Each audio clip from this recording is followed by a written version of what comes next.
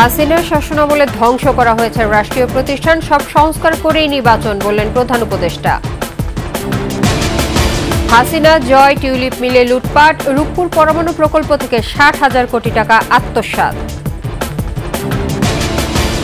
গত ১৬ বছরে সীমাহীন দুর্নীতি, বিদ্যুৎ ও জ্বালানি খাতে ১৭ দফা সংস্কারের প্রস্তাব।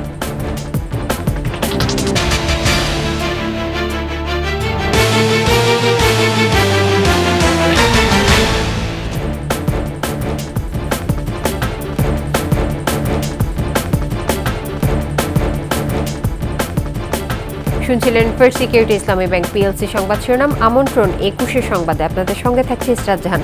দর্শক, ২১ টেলিভিশনের সংবাদ একই সাথে সরাসরি দেখতে পাবেন আমাদের ফেসবুক পেজ www.facebook.com/2124 অনলাইনে। এছাড়াও সাবস্ক্রাইব করতে পারেন www.youtube.com/21 চ্যানেলে। শেখ হাসিনার স্বৈরশাসন দেশের সব প্রতিষ্ঠানকে ধ্বংস করে দিয়েছে। বিচার বিভাগ সহ এসব প্রতিষ্ঠান সংস্কার করে সুষ্ঠু নির্বাচনের আয়োজন করা হবে। বিদেশি কূটনীতিক ও মিশন প্রধানদের ব্রিফিংয়ে এসব কথা জানিয়েছেন অন্তর্বর্তী সরকারের প্রধান উপদেষ্টা ডক্টর মোহাম্মদ ইউনূস। সংকটময় মুহূর্তে দেশ পরিচালনায় দায়িত্ব নিতে হয়েছে জানিয়ে কূটনীতিকদের সহায়তা চান প্রধান উপদেষ্টা। রিপোর্ট প্রণব চক্রবর্তীর। ৮ আগস্ট দায়িত্ব নেয়ার পর প্রথমবার বিভিন্ন দেশ ও সংস্থার কূটনীতিকদের সাথে প্রধান উপদেষ্টা ডক্টর মোহাম্মদ ইউনূসের সাক্ষাৎ। রাজধানীর একটি হোটেলে ৫৬ দেশের প্রতিনিধি উপস্থিত থেকে শুভেচ্ছা জানান বাংলাদেশের অন্তর্বর্তীকালীন সরকারকে। এ সময় ছাত্র জনতার আন্দোলনে পাশে থাকায় বন্ধু রাষ্ট্রগুলোকে ধন্যবাদ জানান প্রধান উপদেষ্টা। সহযোগিতা চান নতুন বাংলাদেশের উন্নয়ন অগ্রযাত্রায়। You are the friends who will help us get over the crisis that we are facing. Either we make it or we don't exist as a nation. That's the kind of challenge it presents right now. I pay my deep respect and homage to all those valiant students and innocent people who made the supreme sacrifice, dreaming of a discrimination-free, equitable and environmental-friendly nation where human rights of every citizen will be fully protected. Doctor Yunus বলেন, আওয়ামী লীগ সরকার মানবাধিকার লঙ্ঘনের পাশাপাশি ধ্বংস করেছে দেশের সব প্রতিষ্ঠান। It's a great country, great people, lot of potential, but destroyed everything. Everywhere you see nothing but corruption, mess, unruliness. I don't know how long it will take to keep it in shape, little shape. পরে প্রধান উপদেষ্টার press সচিব শফিকুল আলম সাংবাদিকদের বলেন, বৈষম্যবিরোধী আন্দোলনের সুষ্ঠু তদন্তে জাতিসংঘকে সহায়তার পাশাপাশি সর্বাত্মক সহায়তার কথা জানিয়েছেন প্রধান উপদেষ্টা। পুরো বিশ্ববাসী দেখুক কি হচ্ছে এবং এটার ক্রেডিবিলিটির জন্য উনি ইউএনএর যে ইনভেস্টিগেশন সেটাকে উনি এমফাসিস দিয়েছেন এবং উনি বলেছেন যে আমাদের বাংলাদেশ গভর্নমেন্টের যত সাপোর্ট দরকার বাংলাদেশ গভর্নমেন্ট সেই সাপোর্টটা তাকে দিবে। খুব দ্রুত ইলেকশন, ফ্রি, ফেয়ার এবং পার্টিসিপেটরি ইলেকশন একটা অর্গানাইজ করা। এই ইলেকশনটা তখনই করবেন যখন ডিপ রিফর্মগুলো ক্যারি আউট করা যায়। এটা জুডিশিয়ারিতে, সিভিল অ্যাডমিনিস্ট্রেশনে, সিকিউরিটি ফোর্সে। রোহিঙ্গা পুনর্বাসনেও কূটনীতিকদের সহায়তা চেয়েছে বাংলাদেশ, যাতে ওরা ফুল ডিগনিটি, ওদের পুরো রাইটসটা প্রোটেক্ট করে যেন ওরা ওদের দেশে ফিরে যেতে পারে। গণমাধ্যম সহ দেশের সকল প্রতিষ্ঠান যেন স্বাধীনভাবে মত প্রকাশ করতে পারে সে বিষয়ে অন্তর্বর্তী সরকার সচেষ্ট বলে কূটনীতিকদের জানিয়েছেন প্রধান উপদেষ্টা ডক্টর মোহাম্মদ ইউনূস। প্রণব চক্রবর্তী, ২১ টেলিভিশন, ঢাকা। রূপপুর পরমাণু বিদ্যুৎ কেন্দ্র থেকে $500 কোটি বেশি অর্থ আত্মসাৎ করেছেন ক্ষমতাচ্যুত প্রধানমন্ত্রী শেখ হাসিনা। আর এই দুর্নীতিতে মধ্যস্থতা করেন শেখ হাসিনার ছেলে সজীব ওয়াজেদ জয় ও ভাগ্নি টিউলিপ সিদ্দিক। শনিবার গ্লোবাল ডিফেন্স কর্পের অনুসন্ধানী প্রতিবেদনে বের হয়ে আসে এমন তথ্য। এতে দুটি কোম্পানির মাধ্যমে শেখ হাসিনার বিভিন্ন দেশে অর্থ পাচারের তথ্য উঠে আসে। রিপোর্ট দুলি মল্লিকের। দেশের সবচেয়ে বড় ও ব্যয়বহুল প্রকল্প রূপপুর পরমাণু বিদ্যুৎ কেন্দ্র। বলা হচ্ছে এটি বাস্তবায়ন হলে দেশের 20% বিদ্যুতের চাহিদা পূরণ হবে। তবে এ প্রকল্পেও দুর্নীতির সুযোগ দেন ক্ষমতাচ্যুত শেখ হাসিনা সরকার। শনিবার গ্লোবাল ডিফেন্স কর্পের প্রতিবেদনে উঠে আসে তার নানা তথ্য। রাশিয়ার সহযোগিতায় বিদ্যুৎ কেন্দ্রটির নির্মাণে খরচ ধরা হয় ১,২৬৫ কোটি ডলার।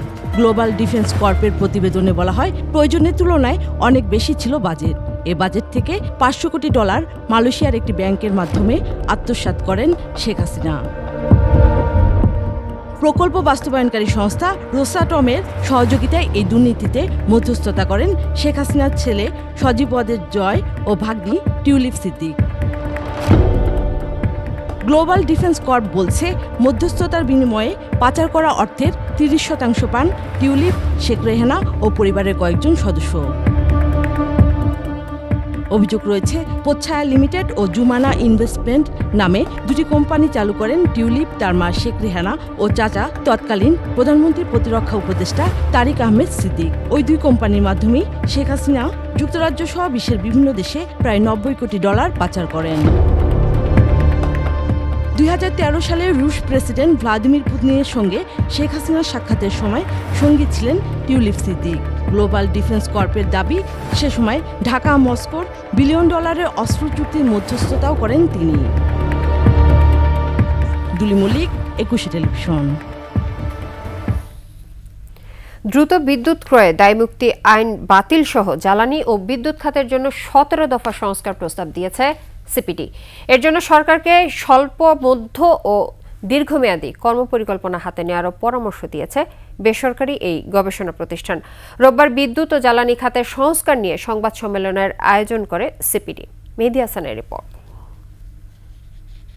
বিগত শেখ হাসিনা সরকার যেসব ক্ষেত্রে নিজেদের সফল বলে দাবি করত তার অন্যতম বিদ্যুৎ। ২০০৯ সালে মোট বিদ্যুৎ উৎপাদন ক্ষমতা যেখানে ছিল ৪,০০০ মেগাওয়াটেরও কম, ২০২৪ সালে তা বেড়ে দাঁড়িয়েছে ২৮,০০০ মেগাওয়াটে। এ সময়ের মধ্যে ৪৭% থেকে বেড়ে শতভাগে উন্নীত হয়েছে বিদ্যুৎ সুবিধাপ্রাপ্ত জনগোষ্ঠীর হার। তবে সিপিডি বলছে এ ভালো কাজটির আড়ালেও হয়েছে ভয়াবহ সব দুর্নীতি আর অনিয়ম। ক্যাপাসিটি চার্জের নামে লাখো কোটি টাকা নিয়ে গেছে বেসরকারি বিদ্যুৎ কোম্পানিগুলো। বড় রকমের যে চ্যালেঞ্জগুলো হয়েছে এটা হলো নীতিগত, আইনগত, কাঠামোগত।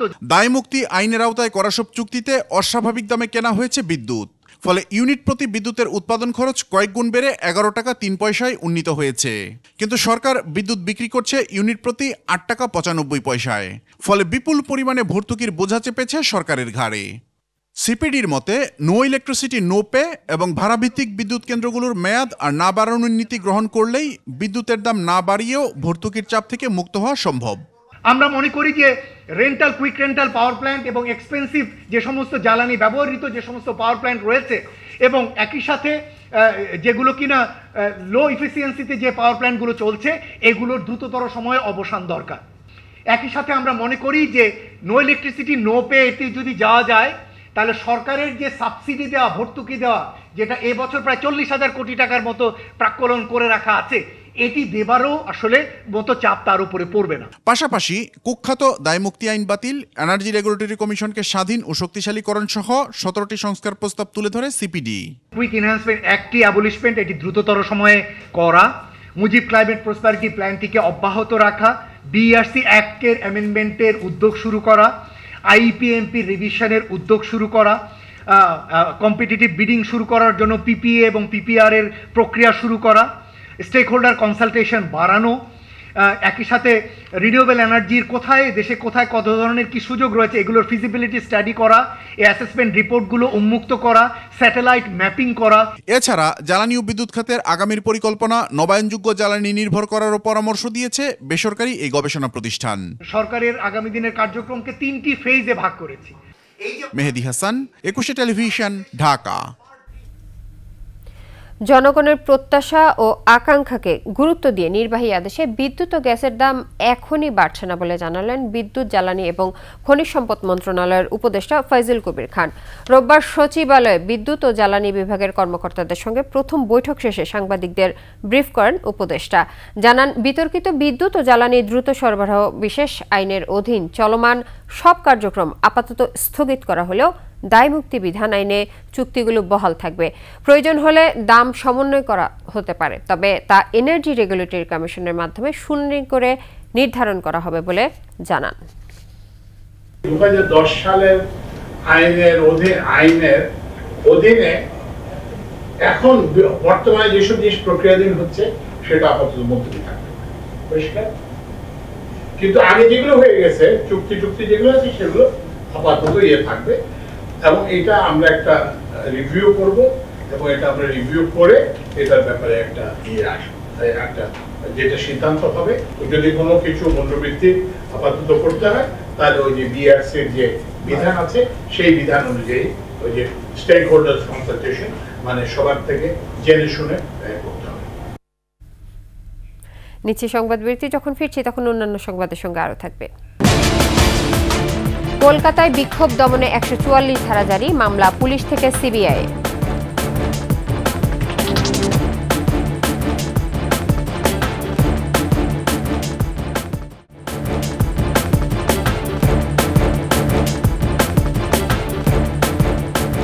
আবার আমন্ত্রণ 21 সংবাদে।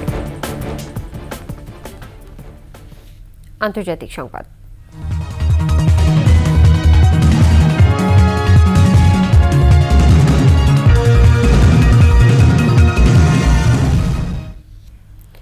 ভারতে তরুণী চিকিৎসক ধর্ষণ ও হত্যার ঘটনায় চলা বিক্ষোভ দমনে কলকাতার আরজিকর হাসপাতাল সংলগ্ন এলাকায় আজ থেকে এক সপ্তাহের জন্য 144 ধারা জারি করেছে পুলিশ।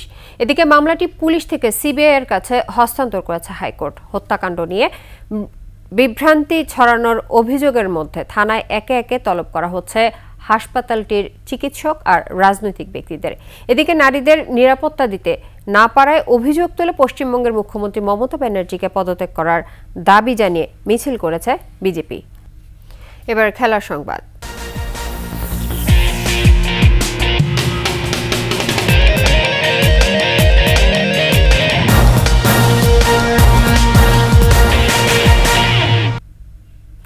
অন্তর্বর্তী সরকারের যুব ও ক্রীড়া মন্ত্রণালয়ের দায়িত্ব নেয়ার পর প্রথম কোনো পরিকল্পনার ঘোষণা দিলেন উপদেষ্টা আসিফ মাহমুদ সজীব ভুঁইয়া। প্রথমবারের মতো স্পোর্টস ইনস্টিটিউট তৈরির প্রতিশ্রুতি দিয়ে আসিফ মাহমুদ জানান, নারী টি-20 বিশ্বকাপ নিয়ে আইসিসির সাথে আলোচনা চলছে সরকারের। সংবাদ সম্মেলনে যুব ও ক্রীড়া উপদেষ্টা সাফ জানান, ক্রিকেট বোর্ড সহ যে কোনো ফেডারেশনে দুর্নীতির সাথে যারা যুক্ত ছিলেন তাদের কোনো ছাড় হবে না। আকাশুজ্জামানের রিপোর্ট।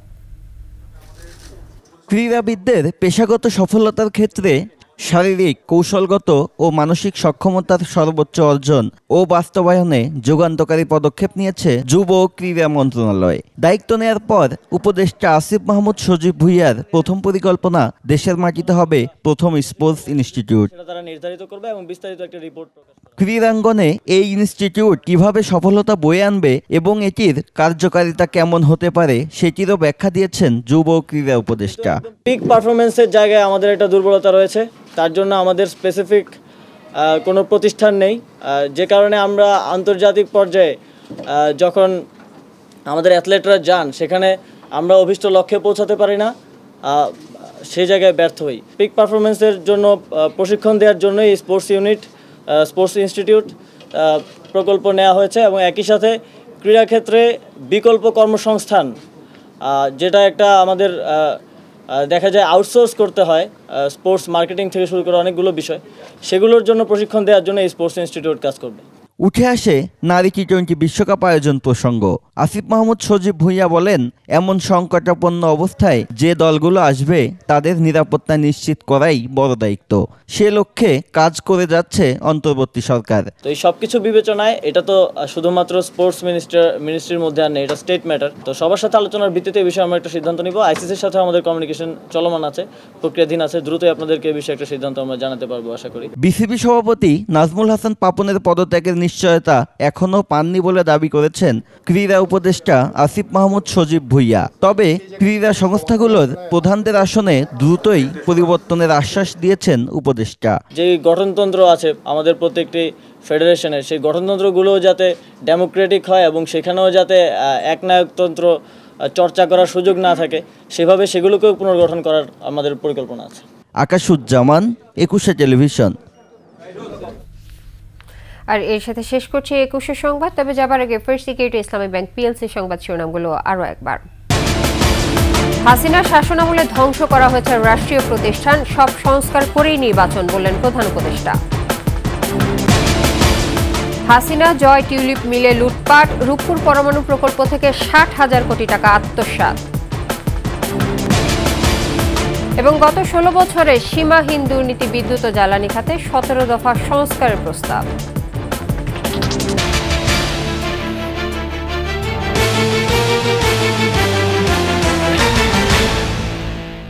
সর্বশেষ সংবাদ জানতে ডায়াল করুন 2021 নম্বরে আর ভিজিট করুন 21-tv.com এই ওয়েবসাইটে। এছাড়াও ফেসবুকে ভিজিট করতে পারেন www.facebook.com/2124 অনলাইনে।